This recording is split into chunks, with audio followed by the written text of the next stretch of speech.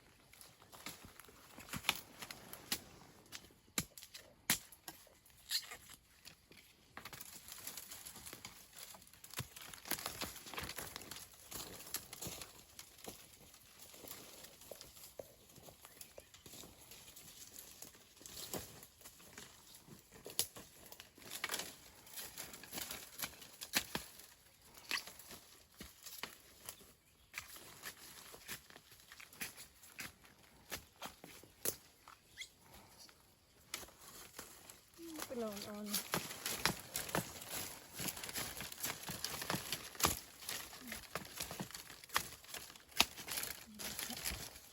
หมดแล้วดีแล้วเจอดีมั้ย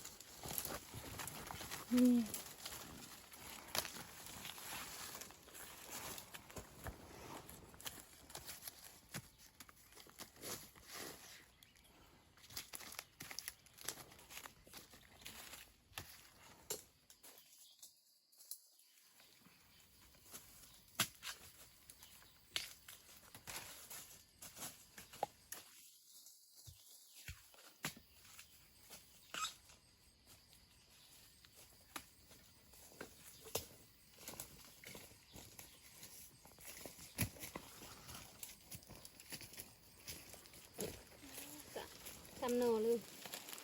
เป็นนกใหญ่ซีโนเลย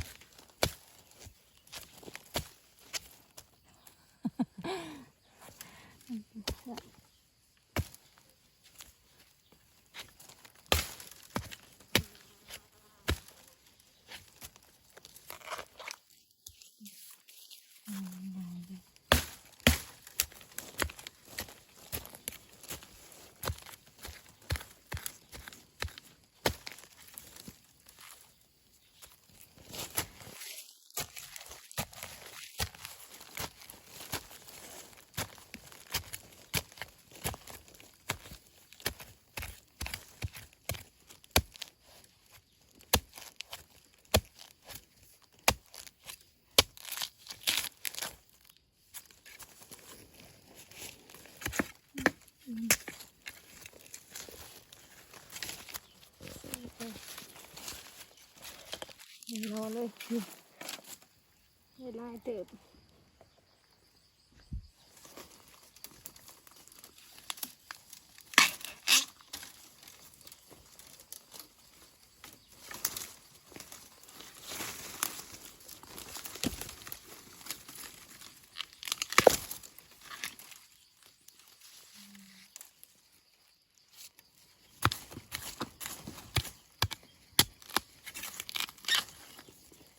ดอกบักใหญ่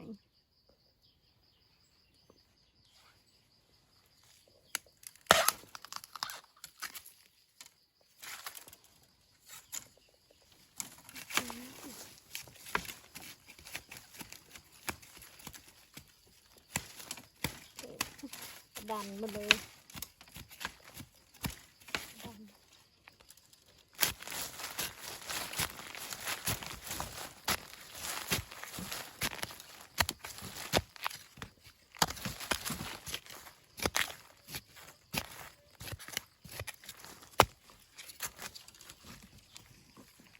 ข้าว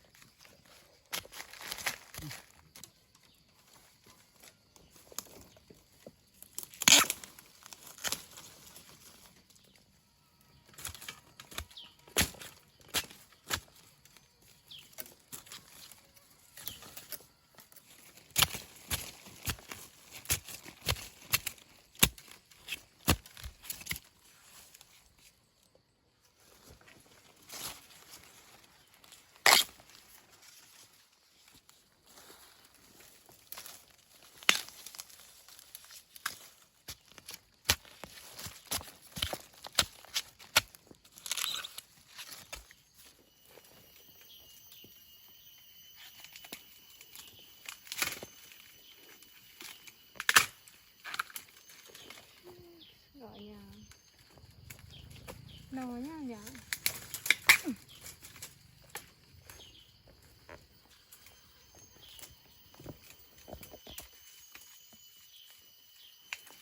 หมดแล้ว แต่เป็นช่องยอดช่องนอขึ้นให้เพิ่มกันหน่อย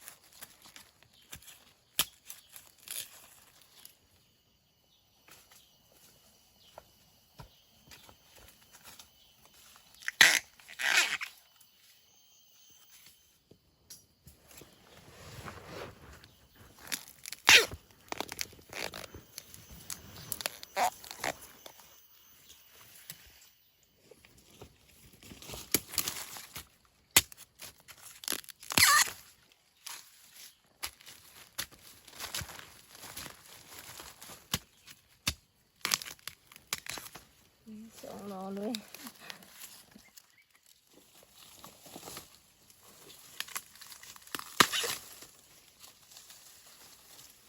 รอง่าย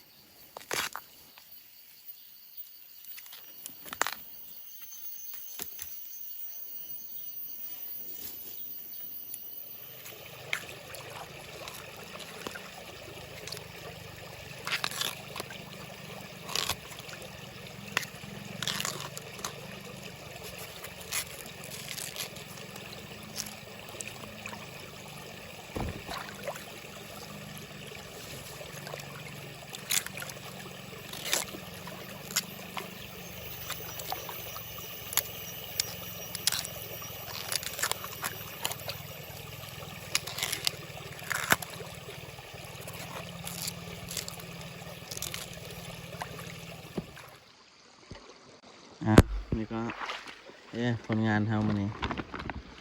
หาได้ซำนี้หาบ่หลายนะหาสิเผ็ดหน่อไม้ดองเอาไปต้มเผ็ดหน่อไม้ดองนี่ล่ะผลงานของเฮาหน่อไม้บงคมพี่น้องบ่หลายเอ้าคลิปนี้ก็บ่มีหยังหลายบ่สิกับสาวเทิงก็สิได้ขอจบคลิปลงเพียงเท่านี้แหละจังได๋เฮาก็พบกันใหม่ในคลิปต่อไปนะฝากติดตามบ่สิกับสาวเทิงหน่อยเด้อเอาบัดนี้ขอลาไปก่อนสบายดี สบายดี